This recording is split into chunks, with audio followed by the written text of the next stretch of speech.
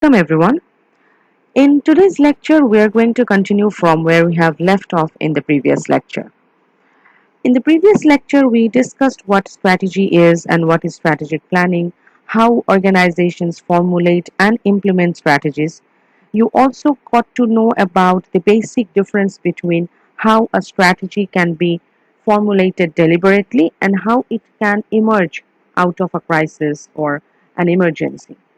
You learned one of the most basic analysis, that is SWOT analysis. In business, nothing can be done without a SWOT analysis. In today's lecture, we are going to learn about some of the ways how we can formulate some business level strategies. That means the strategies that organizations are going to formulate because of the different kinds of subsidiaries or the different kind of business units that they have, and how they can implement these strategies, okay, so that they can achieve their organizational goals. So let's begin our discussion on how we can formulate business level strategy. A number of framework have been there so that organizations can develop for identifying the major strategic alternatives that organizations should consider when they are going to choose their business level strategies.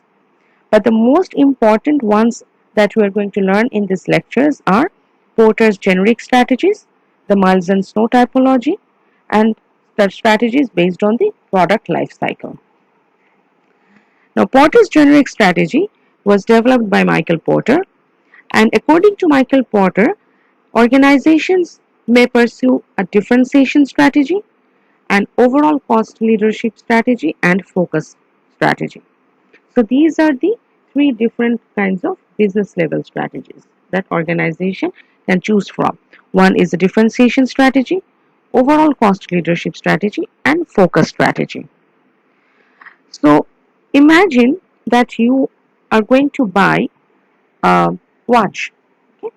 You want to buy a watch for your father because his birthday is coming up. Now, when you are going to buy that watch, you have few alternatives. You go and search in the websites, you go to shopping malls and see that there are many options there. Some of the watches are very expensive. They're very, uh, fashionable. They're very different from the regular brands. Their quality is premium, and their prices are also very high. So you see those watches and move on to the next category, which is like a very generic priced uh, watches. They're regularly available, and you see multiple designs of the same, watch, or multiple watches of the same design that are available. That means there are many copies of the watch, and the prices are reasonably affordable, and they're okay. Okay, and they're available almost everywhere. So any watch store you go and you see that the same design is available for that those particular brands. But for the exclusive brands, you see that these exclusive brands are available in exclusive stores. Now you decided that because you have some extra pocket money in your hand and you want to, buy your father an exclusive watch. So you have a little bit of big budget and you go to the exclusive store and you see that those brands are there and the quality is there, the prices are high, and you are choosing from there. You suddenly notice that there is an extra corner there, exclusive corner.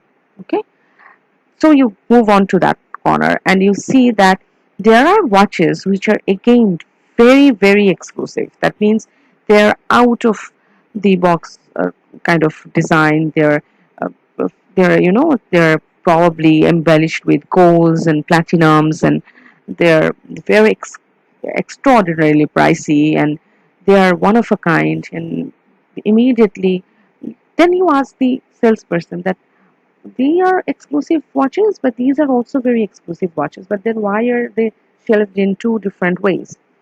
Now, the salespeople may tell you that the exclusive watches that you are looking for, they are all designed with unique designs. They have high quality and highly priced, but anybody can avail them if they have that kind of money.